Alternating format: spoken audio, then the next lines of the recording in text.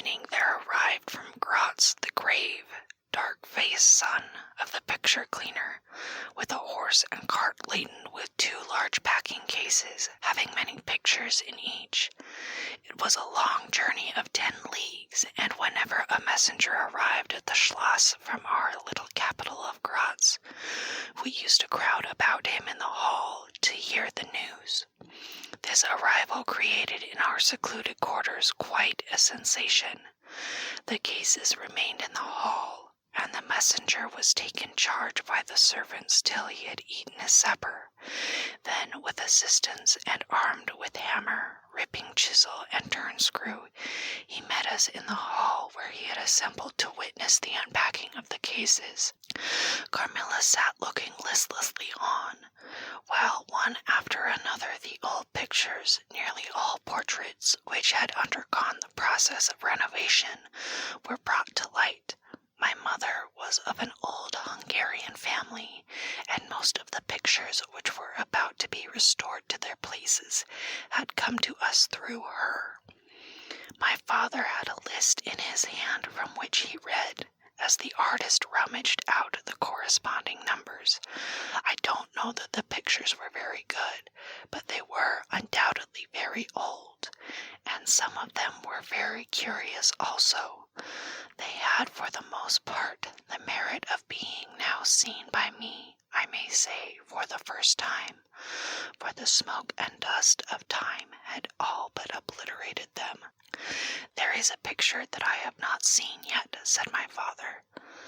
"In one corner at the top of it is a name, as well as I could read, Marcia Karnstein, and the date 1698, and I'm curious to see how it has turned out."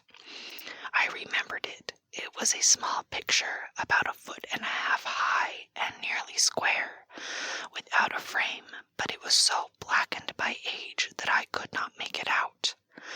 The artist now produced it with evident pride. It was quite beautiful. It was startling. It seemed to live.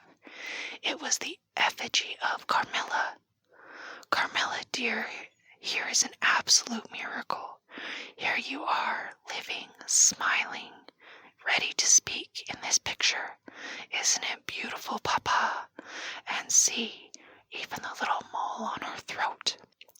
My father laughed and said, "Certainly it is a wonderful likeness," but he looked away, and to my surprise seemed but a little struck by it, and went on talking to the picture cleaner, who was also something of an artist, and discussed with intelligence about the portraits or other works which his art had just brought into light and color, while I was more and more lost in wonder the more I looked at the picture.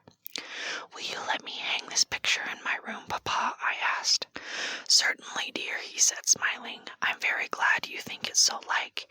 It must be prettier even than I thought it, if it is." The young lady did not acknowledge this pretty speech, did not seem to hear it. She was leaning back in her seat, her fine eyes under their long lashes gazing on me with contemplation, and she smiled in a kind of rapture. "And now you can read quite plainly the name that is written in the corner. It is not Marcia. It looks as if it was done in gold. The name is Mircalla, Countess Karnstein. And this is a little coronet over and underneath A.D. 1698. I am descended from the Karnsteins. That is, Mamma was." "Ah," said the lady languidly, "so am I. I think a very long descent, very ancient. Are there any Karnsteins living now?" "None who bear the name, I believe.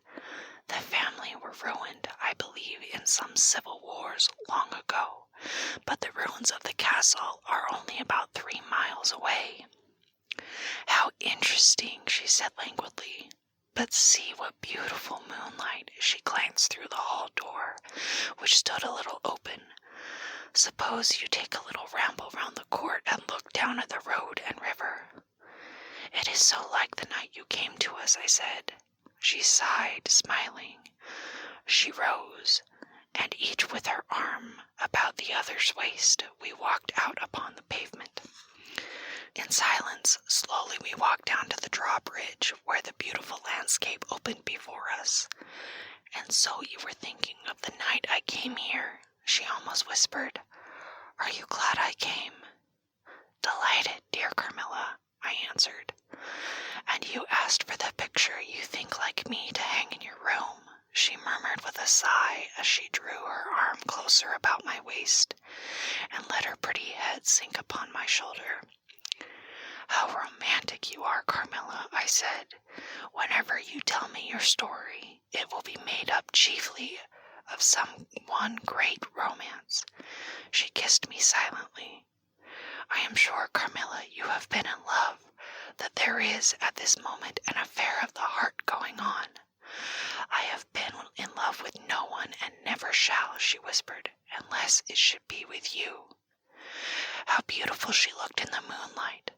Shy and strange was the look with which she quickly hid her face in my neck and hair, with tumultuous sighs that seemed to sob, and pressed in mine a hand that trembled. Her soft cheek was glowing against mine. "Darling, darling," she murmured, "I live in you, and you would die for me. I love you so." I started from her. She was gazing on me with eyes from which all fire, all meaning had flown, and a face colorless and apathetic. "Is there a chill in the air, dear?" she said drowsily. "I almost shiver. Have I been dreaming?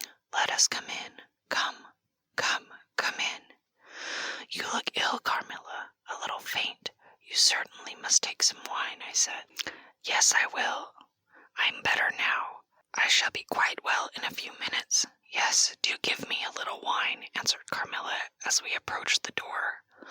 "Let us look again for a moment. It is the last time, perhaps, I shall see the moonlight with you." "How do you feel now, dear Carmilla? Are you really better?" I asked. I was beginning to take alarm, lest she should have been stricken with the strange epidemic that they said had invaded the country about us. "Papa would be grieved beyond measure," I added, "if he thought you were ever so little ill, without immediately letting us know. We have a very skillful doctor near us, the physician who was with Papa today. I'm sure he is. I know how kind you all are, but dear child, I am quite well again.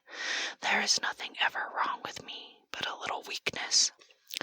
People say I am languid. I am incapable of exertion. I can scarcely walk as far as a child of 3 years old, and every now and then the little strength I have falters, and I become as you have just seen me. But after all, I am very easily set up again. In a moment I am perfectly myself. See how I have recovered."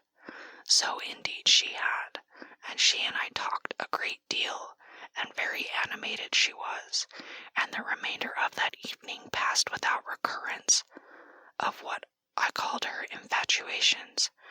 I mean, her crazy talk and looks, which embarrassed and even frightened me. But there occurred that night an event which gave my thoughts quite a new turn, and seemed to startle even Carmilla's languid nature into momentary energy. That concludes today's episode of Whispered Horror. Tune in next time to continue listening to Carmilla by Joseph Sheridan LeFanu.